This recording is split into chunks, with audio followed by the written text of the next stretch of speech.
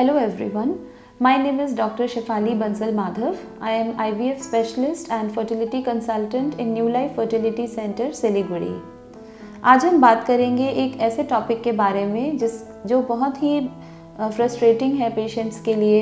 And जब patients हमारे पास आते हैं तो वो काफ़ी परेशान रहते हैं, दैट इज़ रिकरेंट मिसकैरेज। तो रिकरेंट मिसकैरेज का मतलब होता है 2 या मोर, 2 से ज़्यादा अगर किसी पेशेंट के मिसकैरेज हुए हैं और उनका कोई चाइल्ड पहले है या नहीं है, लेकिन 2 या 3 मिसकैरेजेस उनके हो गए हैं, तो उसे हम रिकरेंट मिसकैरेज कहते हैं। तो ऐसे पेशेंट्स में क्या रीज़न्स हो सकते हैं जिसके कारण उनकी बार बार प्रेगनेंसी लॉस हो रहे हैं। तो रिकरेंट मिसकैरेज के पेशेंट्स की हिस्ट्री बहुत इम्पॉर्टेंट है। हमें ये जानना है कि जो प्रेगनेंसी लॉस है वो विच मंथ ऑफ प्रेगनेंसी, क्या वो फर्स्ट 3 मंथ्स ऑफ प्रेगनेंसी में लॉसेस हैं या मिड ट्राइमेस्टर यानी कि 4th 5th मंथ में जाके लॉसेस हैं। तो ये हिस्ट्री इम्पॉर्टेंट है।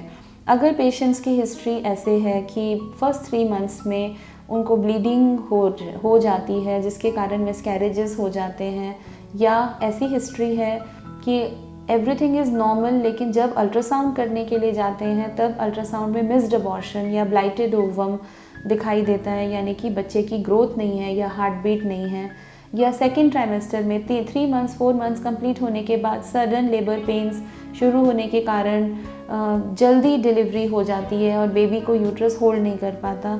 तो हर एक हिस्ट्री जो है वो इम्पॉर्टेंट है। इससे हमें पता चलता है कि what may be the reason for that miscarriage. Mostly जो है रिकरेंट मिसकैरेज के जो कॉजेज़ हैं वो हम 3 फैक्टर्स में डिवाइड कर सकते हैं। जो फर्स्ट फैक्टर है वो है एम्ब्रियो फैक्टर, यानी कि जो एम्ब्रियो यूट्रस में इम्प्लांट हुआ है, प्रेगनेंसी जो आई है उसके अंदर कोई फॉल्ट है, या तो वो क्रोमोसोमल फॉल्ट है या जेनेटिक फॉल्ट है जिसके कारण वो ग्रो नहीं कर सकती है। मोस्टली जो फर्स्ट ट्राइमेस्टर के मिसकैरेजेस होते हैं, यानी कि फर्स्ट 3 मंथ्स में जो मिसकैरेजेस होते हैं वो यूजुअली एम्ब्रियो फैक्टर के कारण ही होते हैं। एम्ब्रियोज जो हैं वो eggs from the mother and sperm from the father, वहाँ से बनते हैं। तो जब कोई रिकरेंट मिसकैरेज के पेशेंट्स आते हैं तो जिनकी हिस्ट्री फर्स्ट ट्राइमेस्टर अबॉर्शंस की ज़्यादा है, मिस्ड अबॉर्शंस की ज़्यादा है, वहाँ पर हम मदर और फादर को भी इवैल्यूएट करते हैं। उनकी क्रोमोसोमल टेस्टिंग जैसे कि कैरियोटाइपिंग, हस्बैंड एंड वाइफ दोनों की कैरियोटाइपिंग होती है, और कुछ हार्मोनल प्रोफाइल जैसे कि thyroid, prolactin, blood sugar, mother के हार्मोनल प्रोफाइल, उनके जो प्रोजेस्टेरॉन लेवल्स हैं या हार्मोनल लेवल्स हैं, उनके पीरियड्स रेगुलर हैं कि नहीं, उनके सफिशिएंट हार्मोन्स बॉडी में हैं कि नहीं, ये हम चेक करते हैं। अगर किसी पेशेंट की हिस्ट्री ऐसी है जो यूट्रस में कोई एबनॉर्मेलिटी है, जैसे कि बार बार ब्लीडिंग होना या फिर अर्ली लेबर पेन की तरह शुरू होना, वहाँ पर यूट्रस में कोई ना कोई प्रॉब्लम हम देख पाते हैं। यूट्रस को असेस करने के लिए सिंपल मेथड्स लाइक HSG यानी कि यूट्रस का एक्सरे, या फिर अल्ट्रासाउंड जिसमें हम यूट्रस का साइज़, सर्वाइकल लेंथ, यूट्रस की जो एंट्री जो मुख होता है, सर्विक्स होता है, उसकी लेंथ अगर शॉर्टन हो रही है, या फिर हिस्ट्रोस्कोपी यानी कैमरा से यूट्रस के इंटरनल असेसमेंट करना, उसमें ये देखना कि कहीं उसके अंदर कोई सेप्टम नहीं है या फाइब्रॉइड नहीं है या यूनिकॉर्डिनेट यूट्रस। समटाइम्स कंजेनाइटल एबनॉर्मेलिटीज़ होती हैं यूट्रस में जिसके कारण से यूट्रस की जो कैरिंग कैपेसिटी है वो कम हो जाती है, तो ये हम असेसमेंट करते हैं। थर्ड रीज़न जो हो सकता है मिसकैरेजेस का वो है auto immune antibodies. Recurrent miscarriage के पेशेंट्स में sometimes we have seen that कुछ ब्लड में एंटीबॉडीज़ रहती हैं मदर के जो बेबी को डैमेज कर सकती हैं। उसके लिए हम ब्लड टेस्ट कर सकते हैं जैसे कि antibody levels, anti cardiolipin, anti phospholipid antibodies या होमोसिस्टीन लेवल्स, ल्यूपस एंटीकोएगुलेंट, इस तरह के टेस्ट हम करके देखते हैं कि अगर ऐसी कोई एंटीबॉडीज़ हैं जो मदर के ब्लड में हैं जो बेबी को डैमेज कर रही हैं। तो सबसे पहले हमें ये फाइंड आउट करना है कि जो पेशेंट्स रिकरेंट मिसकैरेज की हिस्ट्री के साथ आ रहे हैं उनका क्या रीज़न हमें मिलता है। But 50% of the patients with recurrent miscarriage जो हमारे पास आते हैं उनके अंदर मोस्टली सभी टेस्ट नॉर्मल आ सकते हैं। तो ये बात पेशेंट्स को समझाना ज़रूरी है कि सभी टेस्ट अगर नॉर्मल हैं तो there is a good chance कि कि ऐसे पेशेंट्स जो हैं, बहुत सारे पेशेंट्स नेचुरली फिर कंसीव करके और हेल्दी प्रेगनेंसी फुल 9 मंथ्स तक डिलीवर हो सकते हैं।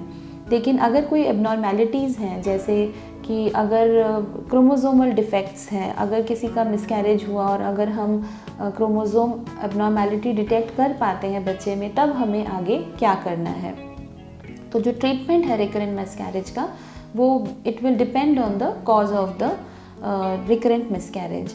अगर हमारा कोई भी रीज़न नहीं है and all the reports are coming normal, तो देर इज़ गुड चांस कि पेशेंट्स नेचुरली कंसीव कर पाएंगे और हेल्दी प्रेगनेंसी उनको मिलेगी।